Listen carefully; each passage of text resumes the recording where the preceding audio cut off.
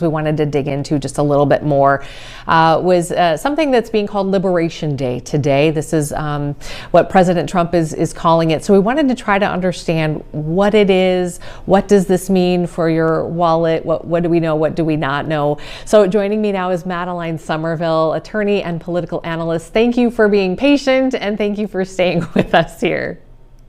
No problem at all. Thank you so much for having me back. Absolutely. So, Madeline, tell us a little bit about what we know about this day that President Trump is calling Liberation Day. Sure. So, April 2nd, today, is supposed to be Tariff Liberation Day. What does that mean? We are supposed to be being liberated from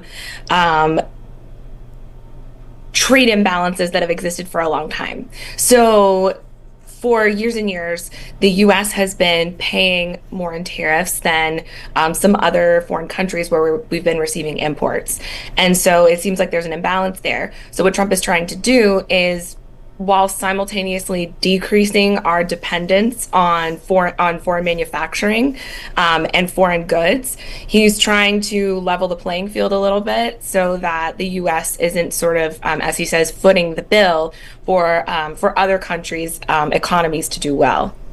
And so if we break down sort of specifically, what we know at this point, and it sounds like we might find out a little bit more in a couple of hours here, I think 3 o'clock our time central. But what do we know about what might be impacted? What sorts of tariffs, which countries are we talking about? Sure. So in terms of countries that we're talking about, things are getting a little bit more complicated as the day is going on because some countries are sort of uniting in order to fight back against this. And I can kind of explain the chain of how this intends to go. But sure. The countries that we're focusing on right now: Mexico, Canada, Japan, South Korea.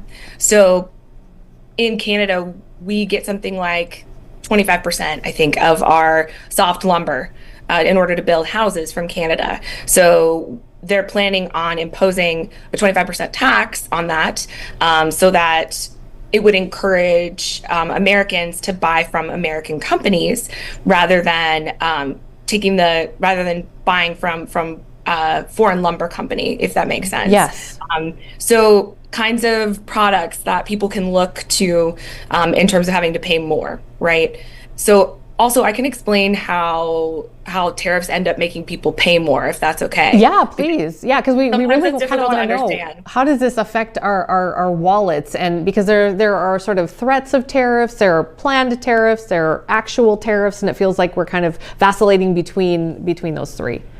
Exactly. So this is how it works. So let's say Trump imposes the 25% tax on all auto parts, right? That's supposed to be one of them. Mm-hmm. So let's say that's with Japan. So what happens is, rather than buying, so Japan, if they want to sell their auto parts in America, they have to pay a 25% increase for however much they sell. So in order to make a profit, they need to increase the price that they're selling it to for Americans. So that's how Americans end up paying more, is because in order for them to make a profit, they have to increase their prices because they're paying a higher tariff. Mm-hmm. So what ends up happening is that the wholesalers, like the middlemen that are buying the imports, they say, okay, so I have choices now. Now I can use an American company, but for the industries that we trade with, some of them can't be filled in. So like we have trees, we can make lumber, we can use lumber for houses, but there's things like microchips for phones,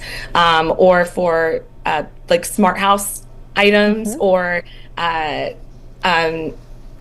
like laptops or TVs that we don't have. There's no American infrastructure that builds like little microchips. Mm-hmm. So we're dependent on those other countries. So it's kind of a twofold thing, right? If we can make up for it here, we will, right? By buying American, and hopefully then there won't be too many disruptions in the supply chains of things, and people won't end up, and the American consumer won't end up paying more in those industries. But for the industries where they can't make up the difference, you're very likely going to see an increase in prices for things like if there's a grocery item that they can't grow here, if there's a car part that can't be made here because it's electronic, and pretty much anything that you could buy at Best Buy.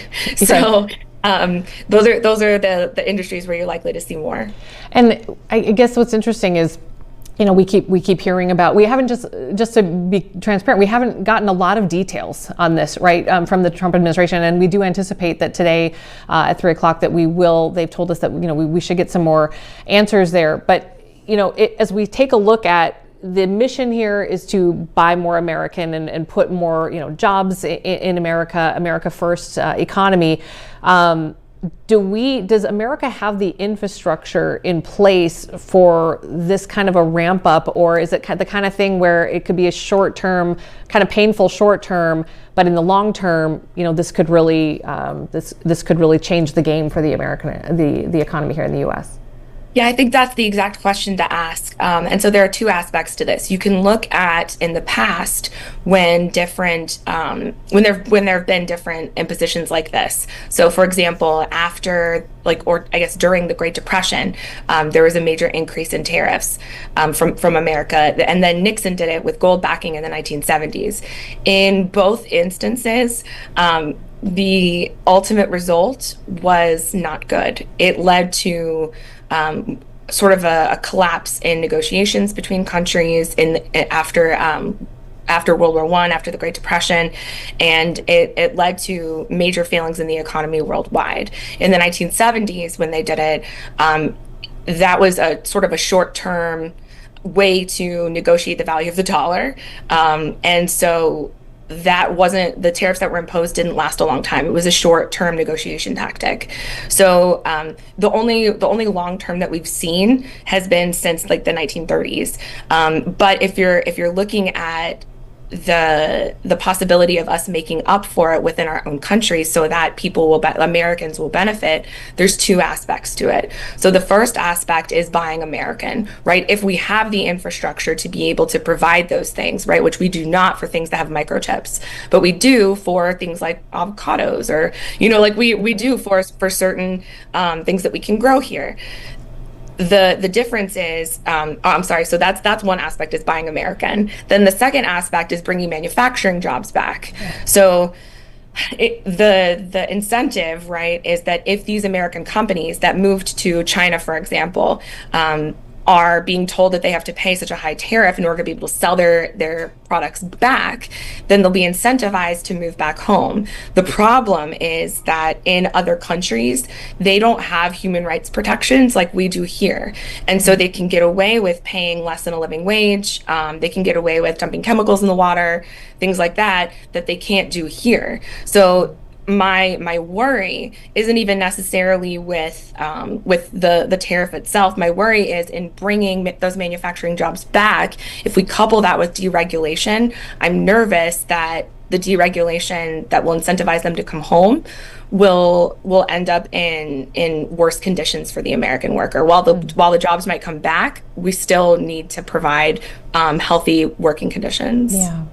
How much of this is, a negotiating tactic versus how realistic is it that we'll see these tariffs come to fruition? Yeah, so putting my political analyst hat on, I feel like it's likely that it will come to fruition. However, there are exceptions that Donald Trump can issue, right? So one of the things about tariffs that President Trump loves, is that he can do it by himself, right? He doesn't have to ask Congress for any help with it. And so if he wants to keep pushing it, he can keep pushing it. And I do think that he has that sort of strongman argument where he will hold strong and not be intimidated. However, I think that he cares very much what the American people think, and the American people aren't really in a position right now to take a short-term loss. And so, even if it did lead to a long-term success, although there hasn't been a ton of proof that could happen, it could. But I think that when and if people respond by saying, hey, we can't really take the cut right now, what he can do is issue exceptions for certain industries, or even for certain countries if he wants to, right? So if there's a housing company that says, I can't buy American right now, I just can't afford it, then they might say something like, okay, we'll give you an exception to this from Canada, this narrow exception. So it's up to him how wide or narrow he wants those exceptions to be.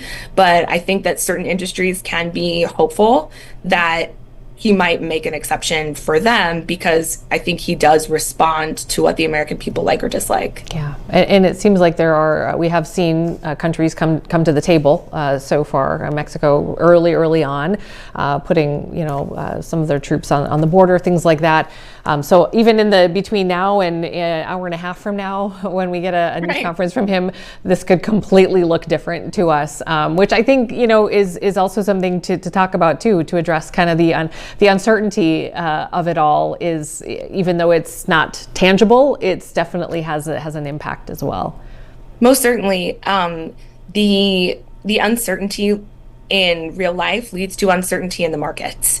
And as we've seen, like today, with the discussions that have been surrounding Elon Musk leaving his position in Doge, at the immediate reaction, even at the rumor, was that the market, his Tesla stock went back up. And so it's weird and scary watching the downstream effects of it. The other thing is that I also just heard that Japan, China, and South Korea are getting together in the same way that the EU negotiates contracts together to try to retaliate. Even though these are retaliatory tariffs, it's retaliating back. And that's why this issue is something called a trade war, right? That's why a war ends up being inevitable here. And I think that the more allies that other countries, especially when Japan, China, and South Korea are competitors within each other, when they get together to start negotiating, plus you have the European countries getting together to start to negotiate, I think that it's going to lead to some posturing in the media, which might lead to a little bit more uncertainty even. So the best thing to do right now is don't panic, because nothing is set in stone, right? There could be an exception that's issued. I think that President Trump is not going to want to have to take on the public position of backing down. But I also think that it's not necessarily viewed as backing down if the American people are calling their Congress people, if they're voicing their concerns and they're seen as legitimate. Yeah. A lot could happen in the next couple of hours. So we'll definitely check back in with you post and try to break some of this down too. Again, it's trying to figure out what's tangible and what's not, what's really happening, and what's just sort of the threats or posturing in this negotiation. So thank you, Madeline. Really appreciate your time today.